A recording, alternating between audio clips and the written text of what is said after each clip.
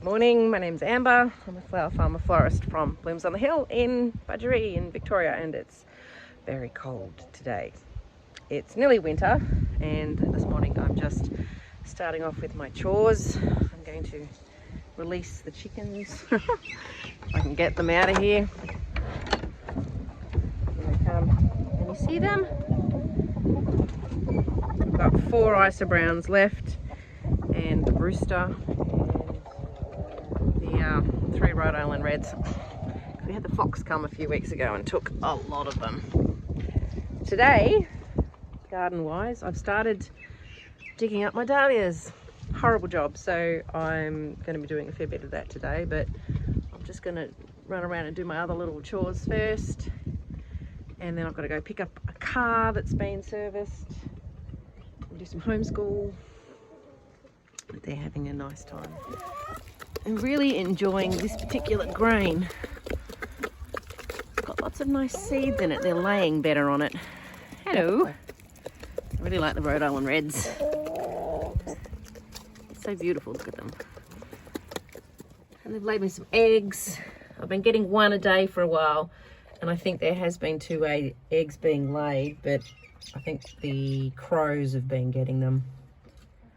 My flower patch is looking really sad, but there's lots of things in the ground. And those dahlias over there are coming out. I've done a whole row and a little bit yesterday. It's taken me a long time because I'm cleaning, getting as much of the mud off as I can at the same time. Oh, I left my beanie out in the weather. That'll be no good for today. So I'll let these ducks out. I moved the Rhode Island Red chickens with the other chickens the other day because I was sick of them. Hello guys. I was sick of them getting out. Have some food. There you go. Yeah, I was sick of them getting out. They kept getting out into here and pulling up my seedlings. I put some cabbage and cauliflower in. And the daffodils are in there. Do a bit more weeding. Look, my peas are coming up. Hello peas. And the garlic's doing really well. It's coming up. And the snow peas. Everything else. Put more tulips in. I've got that much of the bed left. Tulips and bluebells. Mostly tulips. Have to give the horses some hay during the winter. The dark one, that's Sabre. This is Ruby. Ruby's my horse. I haven't ridden my horses for ages. There's no time. Just gonna give my house cow and Roxy and Rainbow, my other house cow who's just old. Just gonna give them some apple. They've been getting some grain, but I'm out of grain. And I was milking Roxy up until Friday, so normally one of my morning jobs is to milk the cow. But she's been giving me less and less and less, and Friday there was hardly anything worth worrying about, so I thought, well, she's just been naturally drying off because she's due to calve in hopefully about 6 weeks. So she's just sitting down now, chewing her cud, enjoying enjoying her maternity leave. So we spoil them with apples. That's the only reason why I do this. There's Rainbow. She's an older cow. She rears a lot of calves for us. Last year she reared 5 calves plus her own, and the year before that she reared 7. So she's a really good girl, and she just gives gallons and gallons of milk. And Roxy's having a sleep. Look at her. She's put her head back. She's so adorable. Yeah, Rainbow really likes apples. They're like cows, except better. Oh, they're like horses, but better, sorry. More apple, darling. Yeah, good girl. You're a tired girl. You are a tired girl. Oh, do you want some apple? Here, Roxy. Do you want some apple? Hey? Yes, you do. Oh, you're a good girl. Now I've finished pandering to animals. I always check my greenhouse every day Make sure nothing's gone crazy while I haven't been in here. Snapdragons are coming up. Not great germination. This granny's bonnet, pink petticoat, hasn't come up at all, but this one has. A rose barlow. And what have I got here? These violas, pansies, antique apricot. Really looking forward to those, but they seem to have not done anything. But I've got more seeds, so. And all the feverfew that I pricked out, and the Ami Visnaga still going well, as is the Orange. Remember, we couldn't pronounce that one. And the Ami Magus. Pricked out some of these little violas, antique pink. They're just more for me to enjoy, really. And what else? Oh, I've got some cuttings of the chrysanthemums and some other chrysanthemums in here. So I'm going to leave the door open, let some air in. Okay, I've had a busy morning. I've been to town and I've been to the supermarket and I picked up my car and the kids have just done maths. So I'm now in my daily patch, and as you can see there's a dirt row there behind me. That's where I dug up some tubers yesterday. You can see these ones on the ground here that are labelled. So what I've been doing and how I do it is, well, it's super simple. Fork, dig up tuber. I try and get as much of the dirt off them as I can. Okay, so like here's one that I've managed to get a fair bit of the dirt off. Others are not so easy, but that's okay. I leave them stored with the dirt on, and I leave them in their clumps. Okay, I don't worry about dividing them until spring. The other thing I have is pen texture while I'm doing it, and I've got some extra of these tags.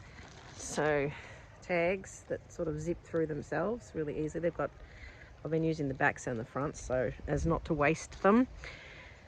I've also got my gloves because it's very muddy, and what I store them in is simply these plastic buckets. So I've got a whole heap of these. I've got bigger ones, that's a smaller one. But I've got lots of those, and where I store them is just simply under my house. There's a bit of veranda, I'll show you, but I don't do a fancy shed, I don't do fancy crates, I don't store in any sort of medium like potting mix or sawdust or anything like that. I don't divide them as I dig them. I tend to put them, actually I never do put them upside down. I've got these laying down so that they can sort of drain as much water as possible. I do need to cut some stems off some, but yeah, I'm not particularly fancy with my storage method. I didn't lose that many through last winter. It doesn't get that cold here. Okay, it doesn't freeze, so they are okay where they are. They're out of the weather, but they still do, they're out in the cold. I do put some wool on top, which was the first time I did that last season. So we've got sheep, we've got some excess wool lying around, and I actually had a blanket of wool on the top just to keep them a little bit insulated. Yeah, and I didn't really lose that many. There was a couple of clumps I lost, but not a lot. So I'm going with that again. So I think there could be a lot of people that might be horrified with the way I store my dahlias, but I don't. I've got a shed, but I do put some in there, but they are, once again, are still just sitting in the buckets, and they're not particularly, my storage system is not fancy. To dig them up, can't really see the top of my head, fork in, obviously, a fair way back from the tuber, so from the base of the tuber, because you don't want to stab them, and it's just a matter of getting in and jiggling. And you can really see what I'm doing now.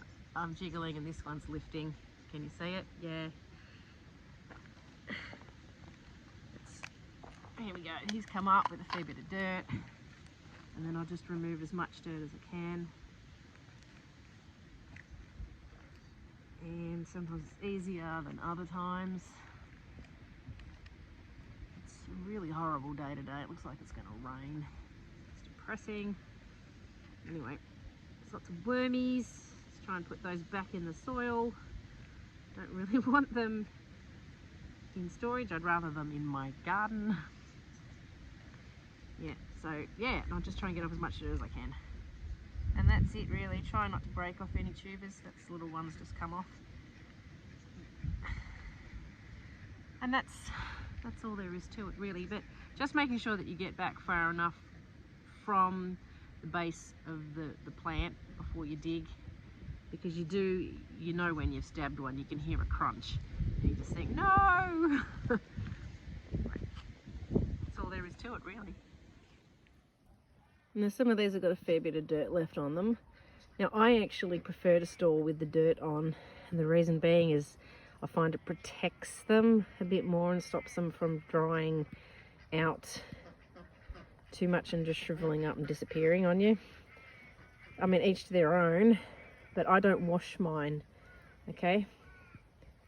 Yeah, so I don't wash my tubers, as you do see some people get out there with their big high pressure hoses and get all the clumps of dirt off and make a huge big mess with the mud. I just don't do that step.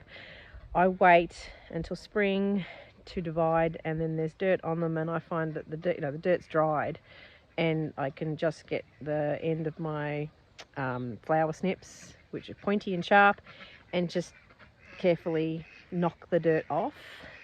It does make the buckets very heavy having tubers with dirt on them. That's why I try and remove as much as I can, but I don't get super fussy with it. Okay, so yeah, the reason I leave it, I find it's a bit of an insulation and to help just, well, it's like storing them in the ground. So you do get ones that people can leave them in the ground if you don't have anywhere that's really, really damp. You don't want them sitting in water, otherwise they'll rot on you. So I'm digging mine because I want to divide these. I want to sell quite a few, and I want to increase numbers of ones where I've only got one of each kind. So, that's why I dig them. In my paddock, I'm going to leave quite a lot because I want some to come early so I can start my season earlier. I also want to dig up a fair bit so I can sell those. So, but if I wasn't doing flower farming and it was just my garden, then I would leave my dahlias in because my area is quite well drained. So each to their own. There's no right or wrong. Just works for you. Now it's raining, so I'm just going to give it a break for a moment. But this is literally under here, this mess under here. This is where I've had my dahlias stored under the house. There's a little bit of a gap just in those buckets that I showed you, these ones. And that's where they sit for the winter. Now the other spot where I sit my dahlias, this is our disused dairy. That pit there with all the crap in it, that is the pit of the dairy, and these area over the side, the raised area, and there's another raised area here. It's where the cows would come in, so they'd come in through the end there from the yards and line up in here, and then the farmer would walk up and down the pit attaching all the cups, milk the cows. So we pulled out all the machinery and bits and pieces that come out of here. So I literally have had, there's my buckets there, stored in here. So it's all concrete, so it's cold in here in winter. But once again, I don't tend to lose that many. If we froze like you do in the Northern Hemisphere, this would be probably no good. But yeah, I guess there's other flower farmers here in Victoria that treat their tubers a lot nicer than I do when they're in storage. But this is not my main income.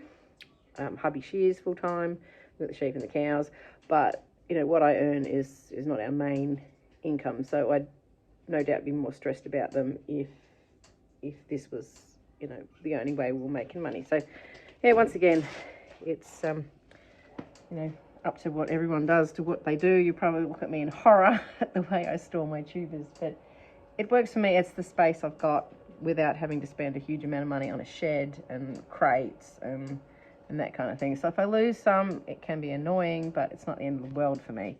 So it will be a bit slightly annoying if I lose some of the ones I've only got one of. Particularly, there's a seedling I grew that was really good. So whether it will go on to be good next season, I don't know, but I don't want to lose that one. So that one might be kept maybe in my larder in my house, so I can keep an eye on it. So the weather's being really painful. It's on and off raining, so you don't know whether to stay in or stay out, or anyway. So I'm just going to continue with this.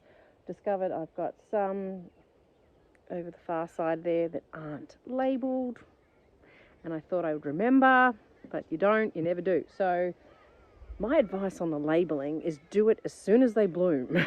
Okay, as soon as you know what they are, even if it's early in the season and you're not thinking about digging them up yet, anywhere near that, whack a label on them, because you just, it's a huge job, and then you forget to label.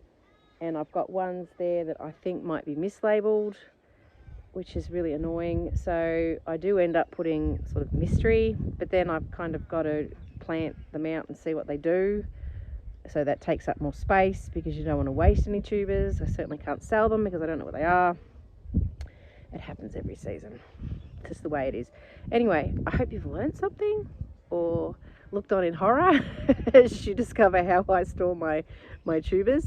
And I hope it's nice and sunny where you are and a little bit warmer than it is here. Anyway, I'll catch up with you another time. Bye.